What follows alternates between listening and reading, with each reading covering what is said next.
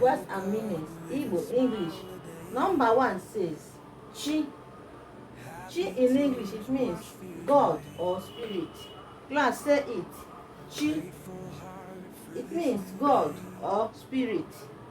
Number two, agaghị meaning must or ought to. When you say agaghị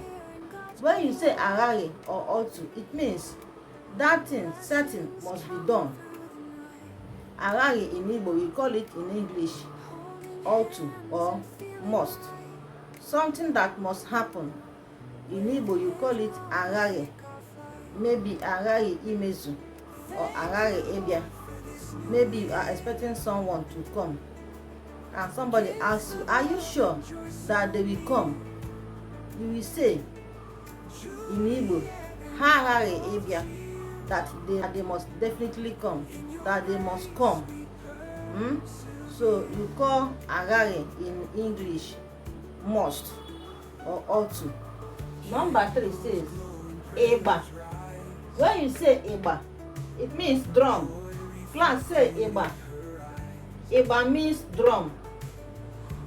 Igba meaning drum. When you say igba, it means running, but the same spelling. Number four, when you say akwa, it means egg. Akwa, it means egg. Akwa, egg. So when you use the marking, you can differentiate the meaning of egg and the cloth. In Igbo, akwa, egg. Aqua, cloth. Aqua, cloth. Have you seen it? Anu, meat or animal. When you say anu, it can be meat. Anu can be also animal in Igbo. Though they call it anumanu, but in short form we call it anu.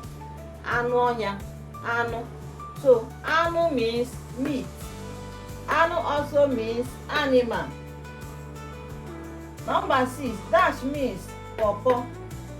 Number seven, ball meaning ball. Ball meaning ball. B-O-O-L-O, ball. B-O-O-L-O, ball in Igbo. It means ball in English. The one they used to play. Dash means onions. Write the meaning of onions in Igbo. Nwata meaning child. Nwata means child in English. Follow us for more. Share our videos.